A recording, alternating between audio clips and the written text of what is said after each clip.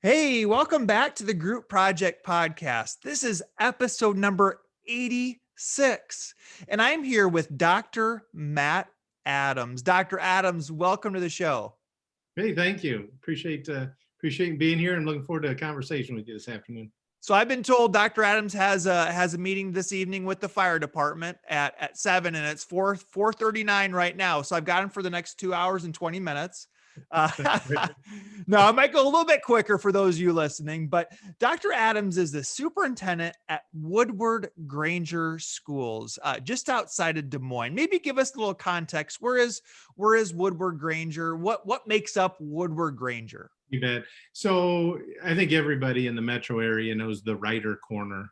And as you kind of come off of the Ryder Corner onto 141, you just travel a couple, 3 miles down the road and you hit Granger, Iowa, very, very close to Grimes. And then as you just kind of travel further along, but another 10 miles, you hit Woodward. So yeah, we're kind of butted up against Johnston, Dallas Center, Grimes, Boone, and Perry. We just kind of right in the middle of all that. So for those of you, we've got a lot of Midwest Iowa listeners. We've got a lot of outside of staters, out of staters. And Woodward-Granger is what, about 15, 20 miles northwest of the Des Moines area, I guess you could say. So maybe share us. You've had you shared it a little bit before the show. You're in your third year as a superintendent there, and before you went there, you kind of had a unique background of 7 years in one position and then 7 years in the next position. So maybe just share a little bit about your leadership background. So yeah, I'm entering my 20th year as a school administrator. Started in a wonderful little district, Linville, Sully.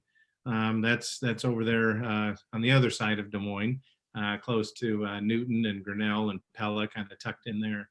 I served as a K-8 principal for 3 years, and then moved on to administrative position in Ankeny. So I was an elementary principal in a couple of different buildings in Ankeny, and then served as the chief operation officer for 7 years in Ankeny. And again, the sixth largest school district, over 12,000 students. I kind of joke here at Woodward-Granger, everything is basically a tenth. So I have about 1,200 students, and if I kind of divide by 10, you kind of get an idea of what to expect in this school district. Yep. So, a lot of people, COO, this Chief Operations Officer, is kind of a unique position to a lot of school districts in the Midwest. Do you want to describe maybe what went into that role? Well, the joke is the COO does everything that the superintendent doesn't want to do. So that's kind of the joke. Really, operational officer, just anything that had to do with a day of school going on in the school district. So, from just operationally, from maintenance and custodial and food service and print shop, busing, just anything that was related to a successful day of school. That I was basically in charge of that. Put out a lot of fires, just things that happened throughout the school day. Met with a lot of city officials, met with a lot of parents, and kind of that front line of the complaint department, if you will. And so obviously just a fun opportunity to just really roll up your sleeves and kind of get involved in the day-to-day operations of a school, visiting schools. I oversaw the principals, a lot of different departments, and I really enjoyed that role for the last 7 years. So I'm going to jump ahead just one question, because you gave a great segue into, most people, a majority, I don't have the numbers in front of me, move from a building principal role into a superintendent role. On the other hand, you held that front line of the complaint department, everything that the superintendent didn't want to do. I love some of those quotes you gave. You moved from that role to the superintendent's role. Maybe describe the pros and cons of moving from a district office position to the superintendent role as opposed to a building level position to your role. Well, I think, when I think about the advantages of that, I was surrounded by a lot of talent. I would consider being surrounded and at the cabinet level, being surrounded by some of the best in the business when it comes to school finance, the best in the business when it comes to human resources, really the best in the business when it comes to academics. And so even though, my role was about the day to day and about, just a successful day of school going on, making sure that the snow was moved and the grass was cut and the trash was empty. I was marinating with a lot of wonderful leaders and trying to figure out, okay, how does my work connect to that? And so I just by osmosis maybe just learned a lot about a lot of different departments, and really that's what the superintendent has to do, right? Have to wear all of those hats. And so just the varied experiences that I had serving on that cabinet level position really paid a lot of dividends. There was a lot of redundancy as well in the jobs. I'll be real frank. I felt like, in a situation like that, I could be gone for a day because there was some overlap and redundancies. Where you come to a little smaller school district, you're kind of a one-man band, and so when you don't have the layers or the redundancy in what people do, you don't feel like you can be away from the district. Not that good leadership, it should be able to go on right without you, but at the same time, that was probably one of the biggest challenges coming into something like this. But it pales into comparison of the pros, and that's just the connection, the relationship, and really digging into all that encompasses a great quality educational program for kids and being a part of that. I love the comprehensiveness of the role of superintendent in a district of this size. Mhm. So you're in your third year. We talked before the show. All 3 years have involved some form of COVID. Unfortunately, there hasn't been a normal year.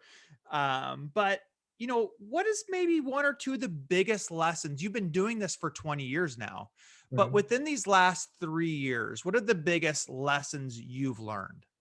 Well, I think, when you even think about 21st century skills, adaptability and flexibility, if I haven't learned that, I really haven't been paying attention these last 3 years, and really recognizing that you can't control everything. Really easy probably as I kind of talk to my peers, maybe getting frustrated when you get, mixed messages or contradictions or, change in guidance and protocol. And, obviously you've got varied viewpoints and worldviews on this across your community and state. And so you really do have to learn to really kind of take a deep breath, Yeah. recognize that you can't control everything, and be flexible and adapt and just lead. School districts needed strong leadership during this time. And, I right or wrong, maybe evaluate that by, how the noise level caused by something like this. It's really easy to lead when times are going well. I mean, Sure. it's really okay. How do you lead during some adversity? And then, can you bring people through that in a way that it doesn't cause a real disruption to what your primary purpose here, and that's educate kids. And so that was probably what I learned the most in Okay. the last year. Well, I like how you made that like a universal theme. On the show, I always try to I don't want to do the flavor of the day type things. I try to avoid a lot of COVID talk, but I like how you kind of made it universal, how to navigate during crisis. It could be any crisis. It could Yeah, be, absolutely. you know. So okay, so you talked a little bit about, now you're still in the Des Moines metro area, but you worked in that large district. Ankeny is, like you said, the sixth largest school district in the state, 12,000 students. You're right in the heart, just north of Des Moines there. Woodward-Granger, you're a little bit further outside of town. You got a smaller district. Advantages, disadvantages, reflections of working in a large community versus a small rural type community. Well, you could disappear in a large district. You could go to Quick Trip or stop at the convenience store, and not everybody knows you, and so you can kind of get away from the job a little bit. But you also have a lot of resources there. You've got a lot of resources that maybe and I'm just thinking even people resources or just organizations that want to help. I think that's quite the advantage. But I'll tell you what, one thing that I've learned about this district in particular, the community and the support of the community for their school is just second to none. And I think a lot of administrators, superintendents in small districts may feel the same, but I would put our community up pretty much against anybody. I think about how we kind of rallied, even during, some of the closures, and how to stay connected and how to stay engaged with one another. And, one thing that we haven't talked about, I had quite a tragic event that occurred in my school district last November as well. And that was the death of a student in our parking lot. Was hit by a parent. And just the way that the community comes together and rallies together and supports families in Woodward-Granger is just absolutely amazing. I mentioned I'm going to meet with the fire department at 7. I meet regularly with both mayors from both Woodward and Granger. I know the police chiefs very, very well from both school districts. I know the fire chiefs very, very well from both communities. And so I can't overstate the ability to connect at a deeper level in a community the size of Woodward-Granger compared to a large school district like Ankeny. So you gave me one observation and one additional question here. One observation is I love your front page of your webpage, your webpage front page. I love just the video. You guys, you got to check this out. Just type in Woodward-Granger School District, and it's just a montage of video clips here that are really well done. I love that. You brought up 2 separate communities, which I'm the superintendent in a district where we've got 2 separate communities that are the main communities of our district. At times that's great. At times that can be challenging. I love what you said about meeting with the mayors and the police chiefs. Anything else you want to share about try to balancing the 2 communities? Because a lot of people, that can be a point of contention. And I learned that quickly in Linville, Sully. I learned that real quick when they said, "Hey, which town did you move into?" And then I thought, "Oh, that's kind of an interesting statement." So I came into Woodward-Granger ready to pull this thing together, and so met with the mayors right away. We actually meet together as well. COVID prevented us from doing our first, the mayors and Matt, and those are going to be quarterly kind of town hall meetings. I actually coined a new hashtag called "Be There in 10," and I've got what we're talking about is you can be into one of these communities in 10 minutes. So when you say to a friend, "Hey, I need you here," and they'll say, "I'll be there in 10," that tells you that you count, that it's important, that I'll be right there. And so one day I was just sitting in my office and I said, "You know what? It's 10 minutes. I'll be there in 10. Let's work together and come together." So I've actually shot some videos that we put out that had both the mayors kind of talking about goals. It's not about balance for me. It's about pulling it together and really representing ourselves as one school district within 2 wonderful communities. So you've already dropped a few like really cool ideas. I'm always looking for professional practices that maybe you do that other school leaders don't. So you've talked about some really cool ideas. Anything else you can recommend in terms of maybe an ongoing professional practice that you would highly recommend to other district leaders? Well, I think, however you want to expand on that idea, that was the one that I really thought about today as I was kind of marinating on those questions was, really connecting with the local city officials and figuring out how to make a stronger partnership between the school and the city. And that would also go for local businesses as well. So another idea that you were going to kind of ask about, hey, what are eateries or things around here? On a quarterly basis, I have an administrative meeting. We call it team time, and we actually go to a local business. We want the local businesses to see that we're patronizing them as well. And it was one thing that I said to my board. I said, I don't want the narrative to be, hey, what is the city doing for the school? I want it to be, what is the school doing for the city? And so really trying to figure out ways to engage and work with local business people in that. I think you had a question. I'm sorry. That's okay. I'll take a second here. We got this wonderful little coffee, Vintage Roads Coffee. It's a little horse trailer that they converted, and just a place where people can run down to the community center and get a cup of coffee. Everybody in the office, we run down there and we patronize them. We try to really work hard to work with local businesses. I think that that's really important. AJ's Grocery up there in Woodward, are before and after school. They get supplies from AJ, and so really working hard to make connections between the school and the community. I think that's the best practice any one of us could do as we become a superintendent in a new district. I'm telling you guys, there's some great ideas here. I love that kind of rotating around and having those admin conversations. Do you have the meeting there? Is that, or is it just kind of a lunch? The meeting there too. Meet there, and it's obviously a little bit more informal. Yeah, but, sure. they'll love see, it. they'll see those folks. We're in Mojitos. It's a little Mexican restaurant here in Granger. Nice. Weeks ago, we got Cayennes and the Whistling Donkey up in Woodward, and we got a couple pizza places we'll order from. So just being very deliberate about making those connections. I love that. I just think that that's really important, and they take care of us, right? When you think about businesses, and we knock on their doors and kids ask for fundraisers, we got to do our part too. For sure. Love that.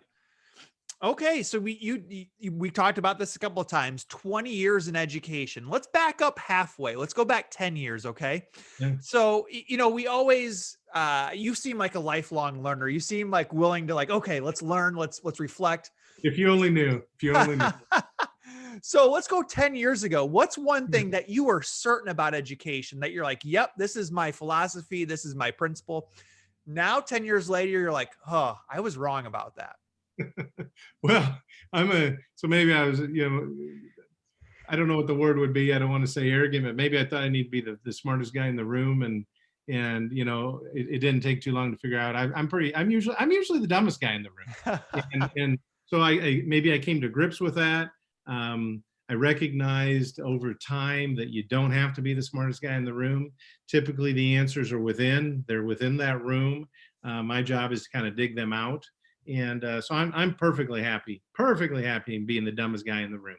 And I'm glad I'm comfortable in my own skin, because that's typically the situation that I'm in. I'm going to ask you a question right now. Like, how long did it take you to figure that out? Because it sounds like it wasn't year 2. It sounds like it was a way into your career. Is that correct? Because I want people to hear that. Like, a lot of people, that light bulb doesn't turn on until a lot later. So maybe share that a little bit more. Yeah, I just think that, when everybody's talking to you about this administration, you need to go into administration, get a master's degree in administration. To be real honest, I think when the light turned on is when I went into Ankeny, and I had over 75% of my teachers with a master's degree. And I thought, oh, okay. And mine's in leadership. So what they're going to really look for me is that leadership piece. Theirs is it could be in effective instruction. It could be in curriculum and development. And I said, I'm going to look to them for their expertise. And so I think it happened. I'm not going to say early into my administrative degree or my administrative career, but recognizing the expertise that everybody brings to the table. You don't have to have all the answers. Mm-hmm. And so I kind of came to grips with that. And then you start playing with it, right? You start, tapping people on the shoulder. I don't have to hear myself talk all the time. How do you build capacity with others? How do you empower others? That's obviously, right, that's a shift in roles and responsibilities. You got to be comfortable in your own skin to do that. And you've got to be willing to, really to kind of almost experiment with that a little bit. And you find out real quick, you're not the smartest guy in the room. Yeah. And that's okay. So maybe through experience. No, I love that. Okay. So 2.5 years ago, you applied for this job, got the job. A lot of people want to know about the superintendent application process. Did you land your job on your first try? Was it a few tries, a couple interviews? Maybe just reflect on that interview process, and what advice can you share with people who are listening about they want to make that next step? Absolutely. So, the first thing that I would say, and I'd say meet Trent Grenmeyer, introduce yourself to him. Now, here's another little secret here for those that are listening. Give him a call and introduce yourself. And if that job is a year or 2 years down the road, so be it. I wish I had a nickel for everybody I said, call the guy, have coffee with him, because he'll have coffee with you. And a year or two later, suddenly they're in wanting to interview, or they're now superintendents. And I just think that that networking piece is important. I think that the search firm process is obviously used quite a bit in searches, really across the country, right? And so I just think first of all, I think it's really important to understand that and make some connections.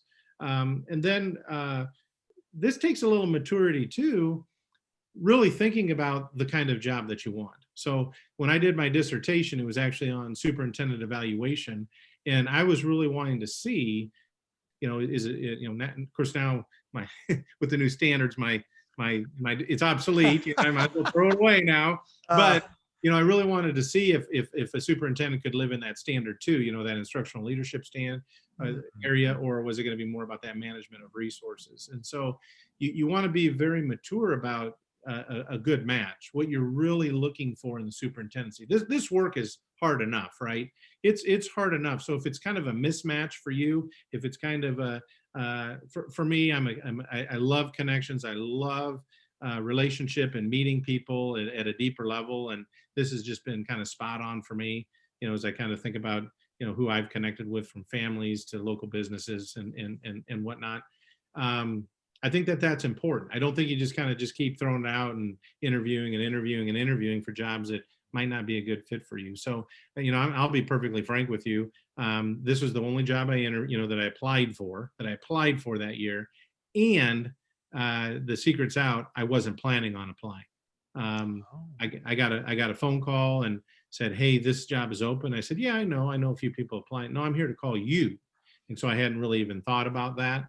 And when you start digging in and you start thinking about where you want your kind of leadership journey to go, the arrows kind of started pointing this way. And I thought, hey, I need to at least explore this. And of course, there's the rest is history.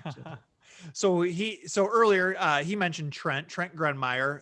Grunmeyer Leader Search is actually one of the sponsors of this show, and I promise you that we did not plan any.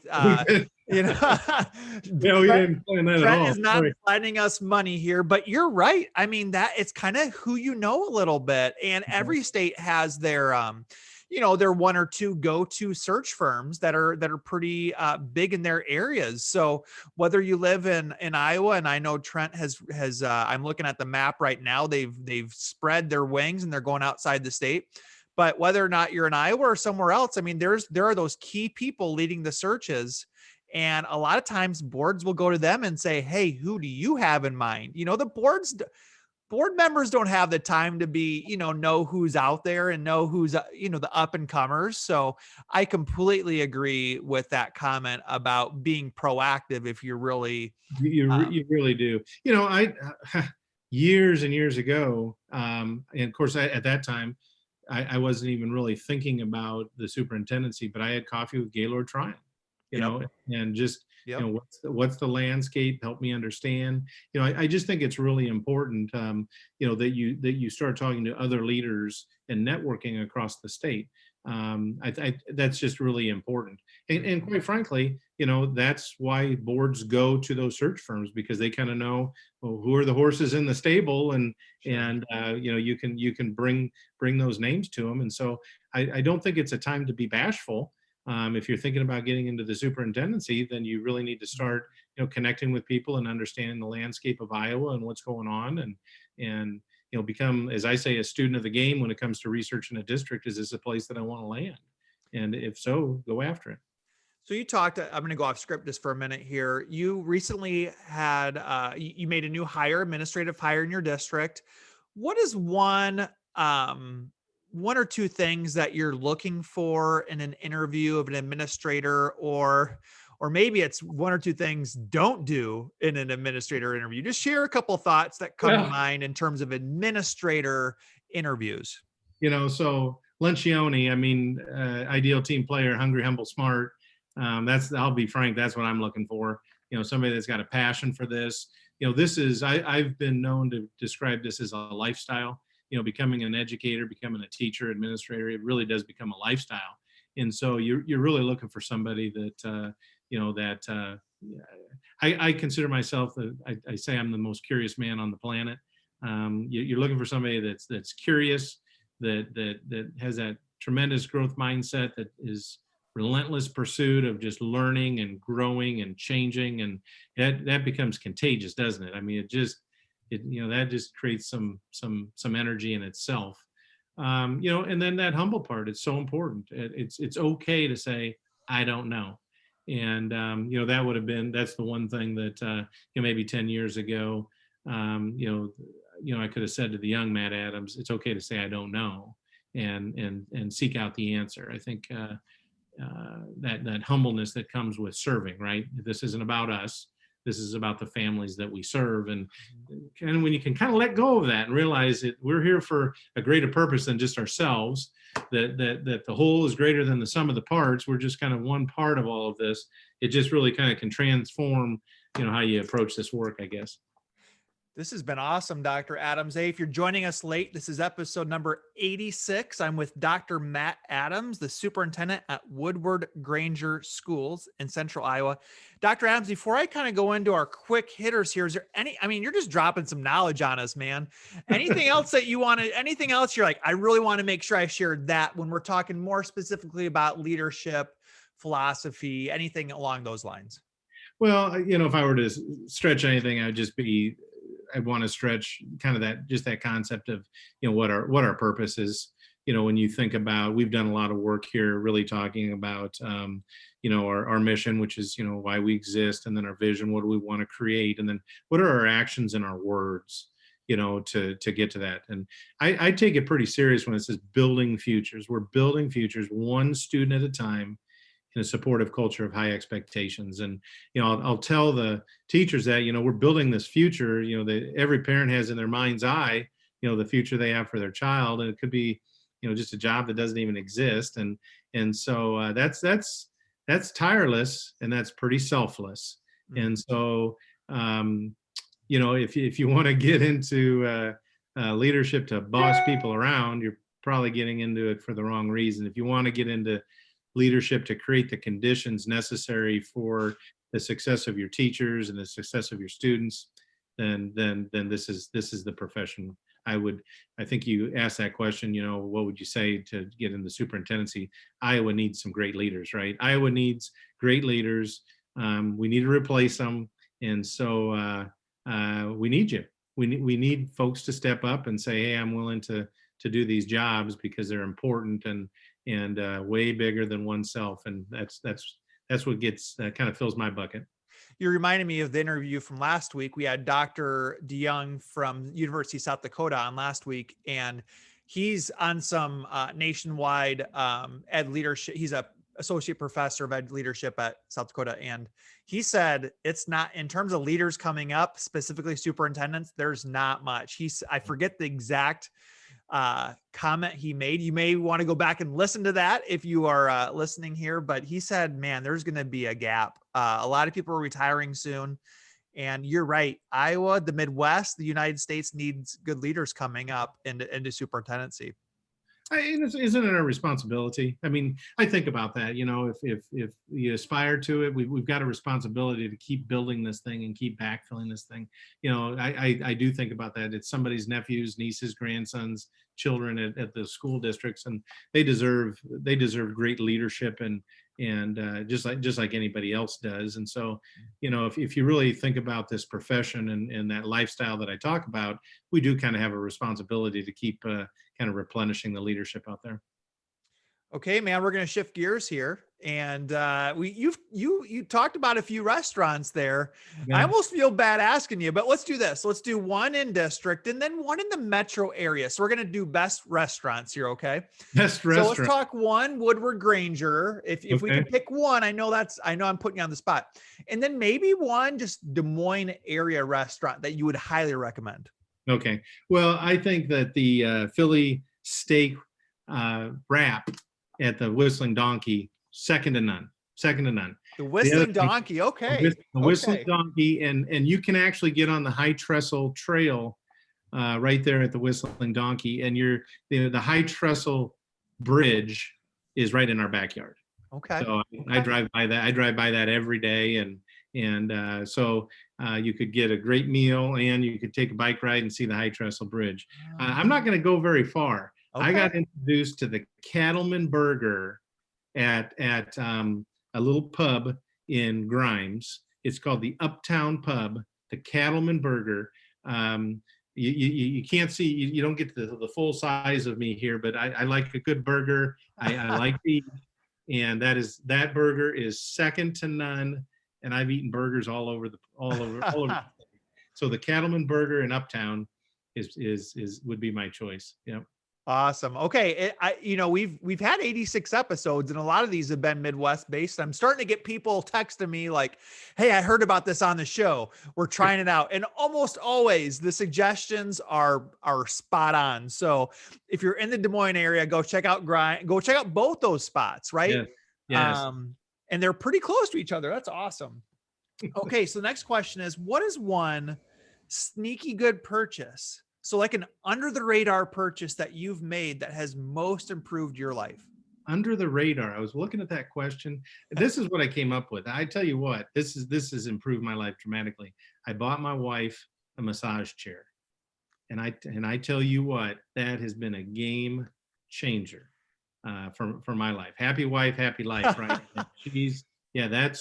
That was kind of I surprised her with it. She kind of like, what am I going to do with this? And doggone it, has become right up there, number one in her life. So we always want to know, like, people want to know details. So is this like an all out chair, or is it one of those things you throw over the chair? Just give us a few more details on all where out, you got it, what it includes. it looks like it came it looks like a spaceship. We went down to the Iowa State Fair, sat in one, and she's got some neuropathy from experiencing chemotherapy a few years ago, and I thought I need to find some way to kind of help her out with that. And she's on her feet a lot. She's a family consumer science teacher, so she's in this industrial kitchen all day on cement floors, and she just kind of comes home and hobbles around. And I thought, I got to do something for her, and I thought this is the ticket. And so that's been the kind of when I say under the radar, she didn't know it was coming, and just really quality of life for her has gone up, and so that's been kind of fun. Now, do you use it? Absolutely. Okay. Okay. Absolutely.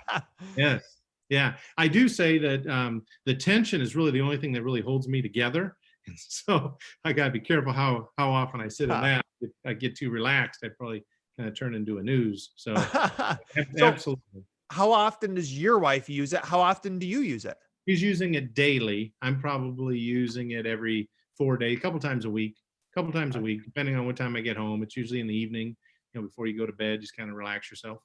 And then how long is it up to you how long goes for? Is there a recommendation for how long it goes? Or I do 20 minutes. I think she does. I think she's probably doing 20 minutes as well. Okay. It's wonderful. It's wonderful. Okay. Cool. Wonderful. Awesome. Hey, you seem like you're a well-read individual. You mentioned Lencioni earlier. I'm curious, what is one good book that has greatly influenced your life? Well, I wouldn't limit it to one. Jim Collins, anything Jim Collins is written. How the Mighty Fall, really resonated. Good to Great resonated with me, but How the Mighty Fall really resonated with me. And then Great by Choice is probably one of my favorites. Okay. Of his. What I like what he's done is he's basically just showing you. He's showing you some examples and non-examples. He's not making any kind of claims. He's not trying to tell you how to do things, but he's kind of showing you, hey, when you kind of go at your work like this, these are kind of the results, and if you've read, Great by Choice, and just the snow, the dog sled race, if you will, that occurs, and a lot of lessons in there. Lencioni's work, I really like, Chip and Dan Heath, like what they've written.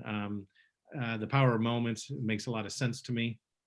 Really makes a lot of sense to me in that book. I give away a book called Touch Points anytime I get a new administrator. That's kind of I'm known for that. You never waste. You never, ever waste a moment. You just, so if somebody walks in my office and says, hey, the copier's out of paper, I try to turn that into some kind of learning opportunity, moment, or connection with that person. And Mm. so the power, the touch point, excuse me, is just an absolute wonderful book. I've given that away as a gift to a number of people.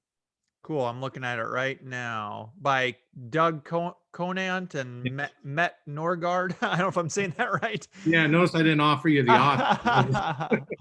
Well, shoot, I'm usually a sucker in these shows. I bought so many. I mean, almost every time I do a show, somebody recommends a book I haven't purchased, I buy it. So it's going in my cart right now. You bet. Um, I think it's worth a read. I think it makes a lot of sense, just not wasting moments with yeah, people.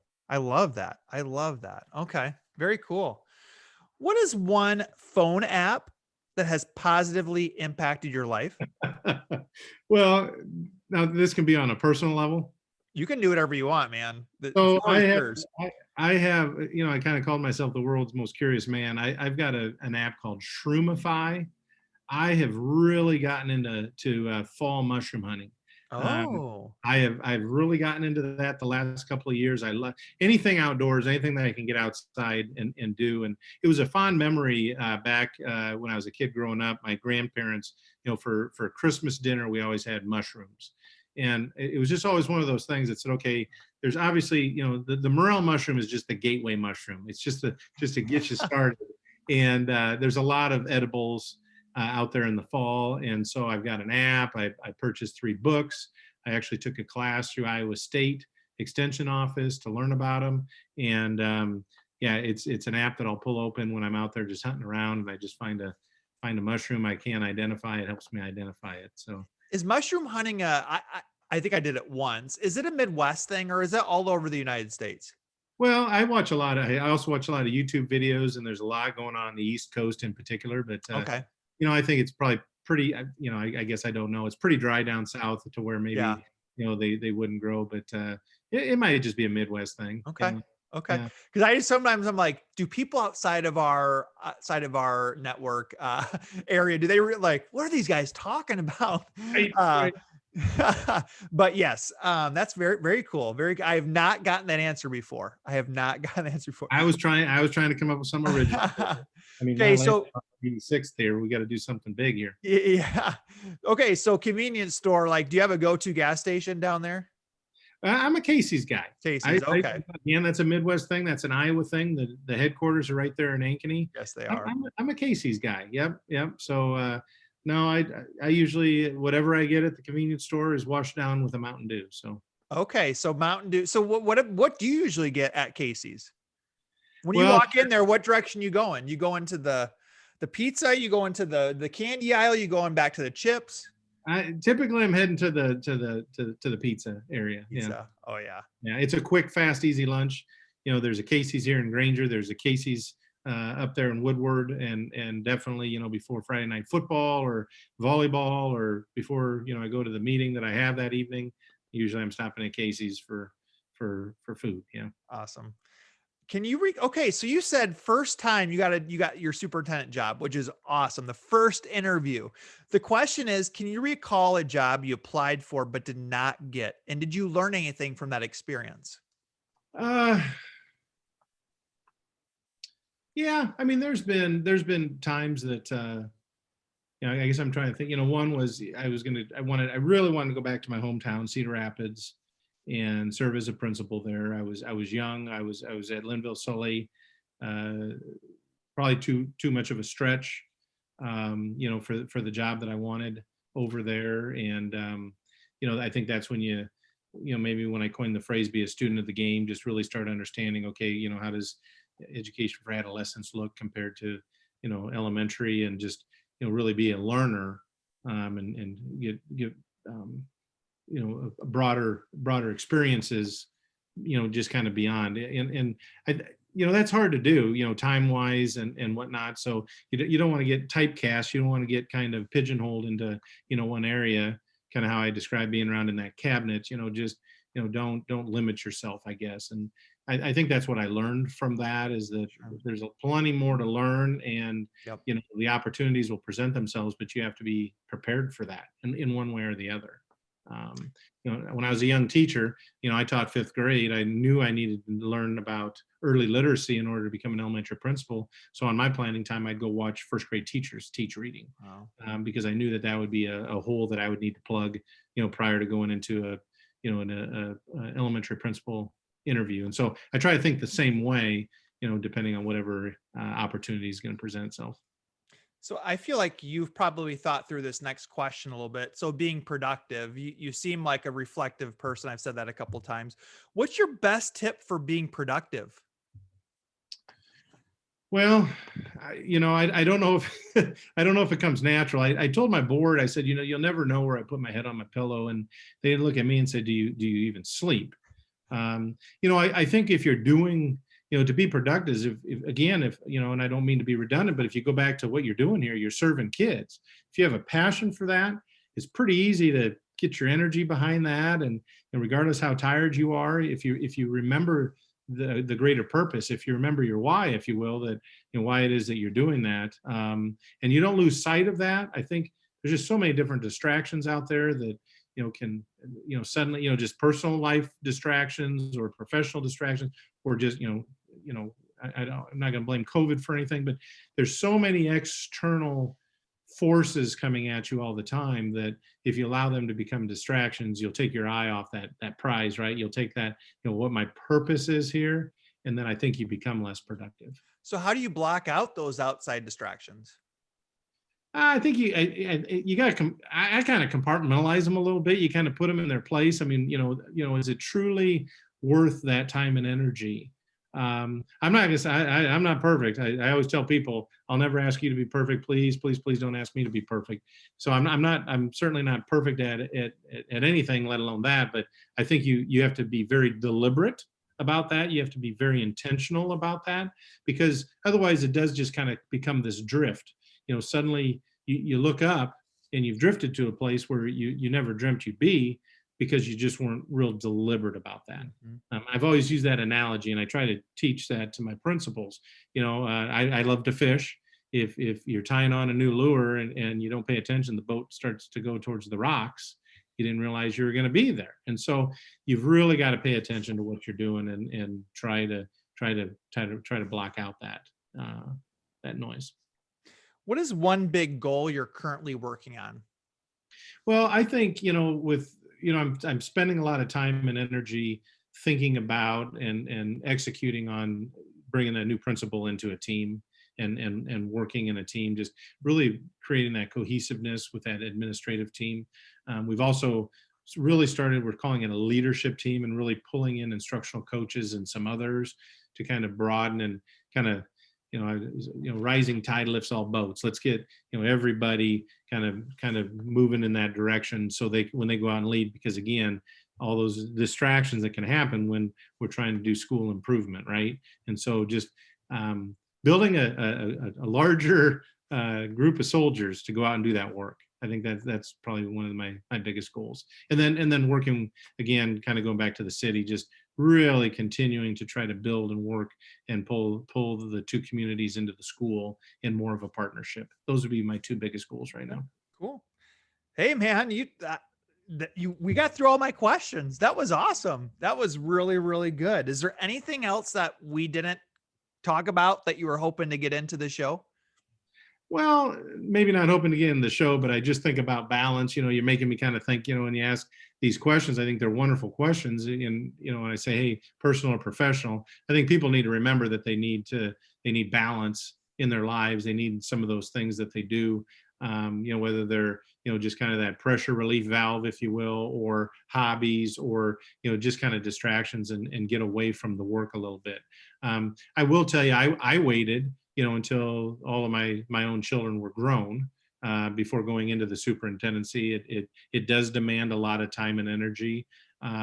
If you're not careful, you can get lost from that work-life balance, and trying to figure out how to recuperate, if you will, whether that be on the weekends or what. And so, I would just encourage the listeners to kind of think about that when they take that step. Make sure that you maintain that balance in your life. Awesome. Awesome. Hey, you gave a lot of good ideas. If people want to follow up with you, what's the best way to connect? I'm not on Facebook. I avoid that, but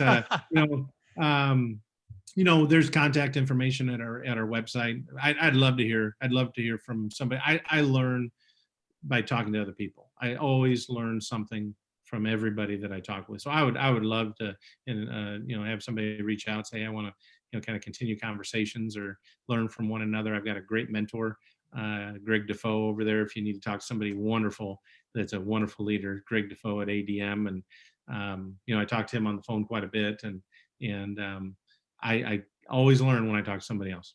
Cool, cool. Like I said, go check out that Woodward-Granger website. I just love that video, man. I'm watching it again. It's just cool, really Well, cool. let me tell you a little bit about that video that Yeah, your listeners want to know. So what that is, that's my elementary principal that has started this routine. And so on one side are all the seniors, and on the other yeah. side are all the kindergartners. And so we just did this as part of homecoming. That video is actually a year old. We just did this last week as part of homecoming, and it's where the kindergartners kind of give a little gift to the seniors, and the elementary principal, Matt Bruman, gives a little pep talk saying, hey, remember when you were kindergartners? Remember when we said it's going to be a blink of an eye? Now here you are as Uh, seniors, and you're being looked up to these young kids, and how important that is.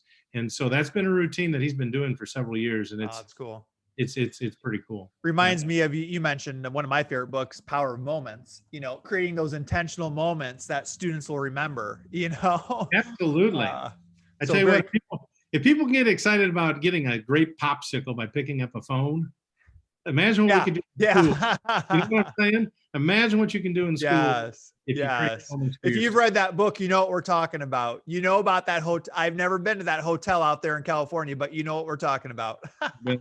You bet. So, hey, Matt, thank you so much. I've left you an hour and 35 to go to Whistling Donkey and have some food real quick before your meeting with with the with the fire chief there. So, thank you so much for your time. That was a ton of fun. You dropped some awesome knowledge on us. I just really appreciate it. You bet. All right, man. Hey, have a good night, and we'll keep in touch. All right. Sounds great. Thanks.